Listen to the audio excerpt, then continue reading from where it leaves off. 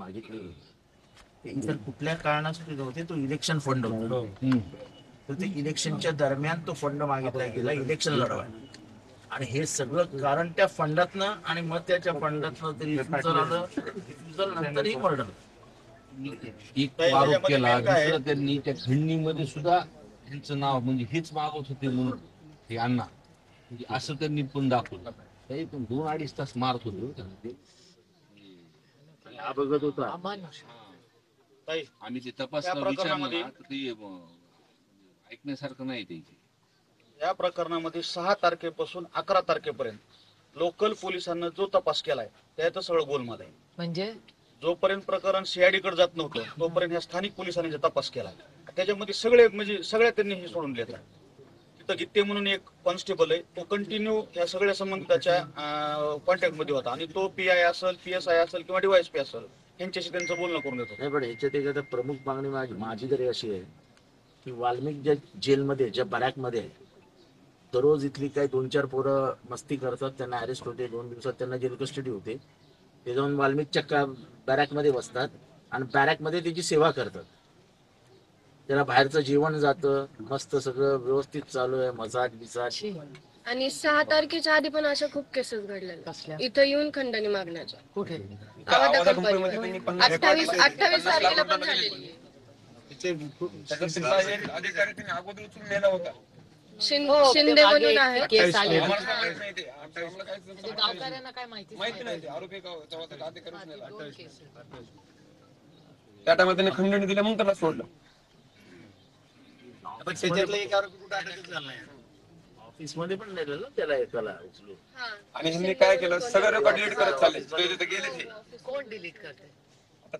Police प्रशासन delete करतं का ह्यांचे लोक डिलीट करतात पैसे देऊन, आम्हाला काय माहिती. आपल्याकडे सगळा डेटा नाहीये. आम्ही काही सापडल्यात व्हिडिओ, काही डिलीट झाल्यात. इथलं पोलीस प्रशासन कसं काम करत, ते राजाभाऊ देशमुखने केस नोंदवली धक्काबुक्कीची फडची. आता फडचं नाव माहिती सगळ्यांना जगाला, कैलास फड आणि त्याचा पोरगा, तर काय नाव मला माहिती, तो रिव्हॉल्वर लावून ठेवतो, निखिल. आता एफआयआर नोंदवली, एफआयआर मध्ये कैलास फडचं नाव आहे आणि आरोपी म्हणून कैलास फड यांचा मुलगा. अरे मला नाव नाही माहितीस तिला. सेम बापू आंधळेच्या केसमध्ये वाल्मिक कराड, वाल्मिक कराड नावच नाही दिलं, वाल्मिक अण्णा, त्यामुळे सुटला तो. म्हणजे हे व्यवस्थित नाव पण. मी पण 12 दिवस एफआर घेतली नव्हती. बरोबर, त्यावेळी ती एफआर घेतली. एसपी त्यावेळेची पण त्याचं नाव म्हणलं की एफआर घेत नव्हती. तो एकदम. आता पुढे काय करायचं आहे, तुमच्या काय अपेक्षा आहे? मला प्रशासनावर विश्वास नाही राहिला. खरंच माझा पण नाही. पुढे सेंडा त्यामध्ये कुणी असो, मंत्री असो, संत्री असो, काही घेणं देणं नाही. आम्हाला न्याय, आम्हाला अशा अपेक्षाच नाही न्याय भेटत. लवकर न्याय मिळाला तर जाऊया ना. शिकतील बघा ताई. लवकर जर न्याय निघाला तर मग अवघड हे असू शकतं. ह्यांच्या जामीवर तर सुटले ताई, हे जामीवर तर सुटले. आमचा एकही माणूस गावातला मला बाहेर दिसणार नाही, कोणत्याच कामाला गेला. थोडा त्रास होईल आम्हाला. ताई आता भावना अशी झाली आहे की समजा माझे वडील प्रमुख होते तर त्यांच्यावर ही वेळ आली तर बाकी सामान्य लोकांचं काय, त्यांनी कसं जगायचं? आणि आता हे जर यांना जर काही नाही झालं तर ते उद्या बाहेर येतील, नाहीतर हे असे यांचं जे मेन कोण आहे त्यांनी जर ह्यांना जरी आज फाशी झाल्या तरी त्यांनी दुसरे 7 बनवले तर बाकीचे सगळे घाबरणारच ना. बाकीचे कसे बाहेर येतील? भीतीचं वातावरण आपल्यासारख्या लोकशाहीमध्ये लोक जर घाबरत असतील तर मोठं अपयश आहे. अपयश संतोष देशमुख सरपंच, असं सगळ्या गावाचं सगळं केलं, चांगलं केलं, न्याय निवडला, सगळं केलं. त्या दिवशी बी थोडेफार काय भांडणं झाले असतील, तो नको म्हणला असेल, करू नका, मारू नका. त्या माणसाला हे का आवडलं नाही? आवडलंच नाही ना, म्हणून त्यांना हे केलं. ह्यात सगळे कोण असतील तर दोषी, माझ्या लेकराला मारणारे ह्यात सगळे पोलीसच असतील, कोण असतील फौजदार असतील, कोण जमादार असतील, काय असतील. फक्त ह्यांच्यावर पूर्ण दोष का? नंतर माझे लेकरं गेल्यावर, धनंजय देशमुख गेल्यावर तर ह्यांना दिशा तर दाखवाव, काही तर झालं असतं. थोडंफार तर काय हातपाय मोडून तर माझं लेकरू सापडलं असतं. हातपाय तर मोडून आज तुमचा भाऊ तुम्हाला बघायला भेटत होता ना. यांना काहीच भेटू दिलं नाही, यांना काहीच कळू दिलं नाही. का बरं? यांना का माझं कसं लेकरू आहे तसे हे आणला मारे कर्यांना काही लेकरं नसतील का, बायका नसत्याल का, ह्यांना कोण कोण नसल, त्यांना आई नसतील का, त्यांना वडील नसतील का, ह्यांना का केलं एवढं? यांना काय करायचं? यांना काहीतरी करायचं. आमच्या गाववाल्याला सांगायचं, आमचे गाववाले सगळे बोलवायचे, काहीतरी ठरवायचं का असं एकट्या माणसाला नेऊन असं करायचं का? ना करताना पण काय वाटलं असल, मला काय वाटत असल, मी त्याची आई असल, मला काय वाटत, मी स्वयंपाक करून ठेवला माझ्या लेकराला सोमवार सोडा 5च रिंग वाजले माझ्या नंतर माझा फोनच बंद झाला, नंतर केला तर स्विच बंद झाला. दादाचा फोनच लागत नाही रे. मला मी दादालाच बघतो ग. लई माझं लेकरू गुन्हे होत. गुन्हे म्हणजे कुणाला कुणी गुन्हेच म्हणून बिगर गुन्हे कोणच म्हणत नाही. मी काय करू आता? मी कुठं माझं लेकरू शोधू? काय काय करू? काय आरोपी असतील, कुठून असतील, बुडता असन, शेंडा असन, काय असन, पूर्ण आरोपी करा. नाहीतर पुन्हा नंतर आम्ही जगायचंय कसं? कुणीच तरी गाववाल्यांना जगणार कसं?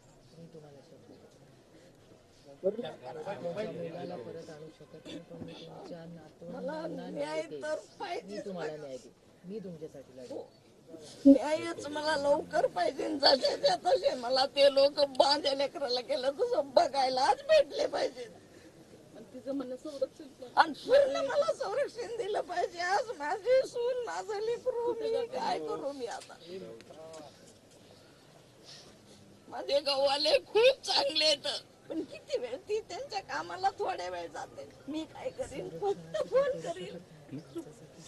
माझा फोन असल्यानंतर ते कुठून येतील, कसे येतील? एक गाडी सांगा.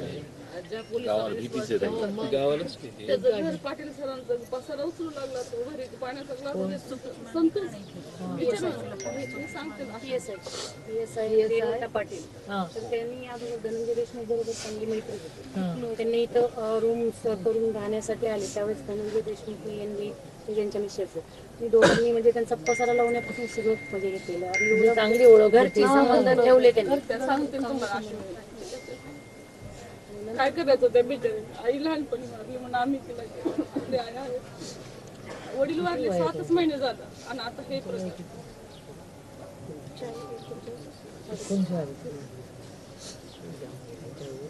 सगळे आहेत तुम्ही आमच्या पाठीचे.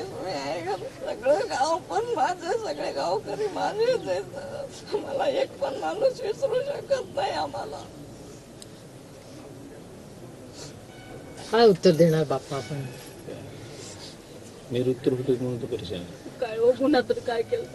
सरपंच होता अगोदर, ह्या होत्या 2 आधी तुम्ही काय घर तर बघा ना, मामाचं घर येतं. कशाची मला सुद्धा काही किंमत वाटत नव्हती. फक्त मला लेकर पाहिजे होते. काय नव्हतं पाहिजे. आईचं दुःख, याच्यापेक्षा काय? लेकराशिवाय महत्व कशाला आहे? कशालाच नाही. तिला वाटतं आता संरक्षण धनलं तर पाहिजे. त्याची जमीनदारी वाढली. खरं तर संरक्षण धनून आपण पाहिजे. धनू इकडे तिकडे गेला तर मग आम्ही घरी असलो तर आम्ही तरी काय करावं लागत नाही. दादा बिलकुल धनू खूप खसलाय तो.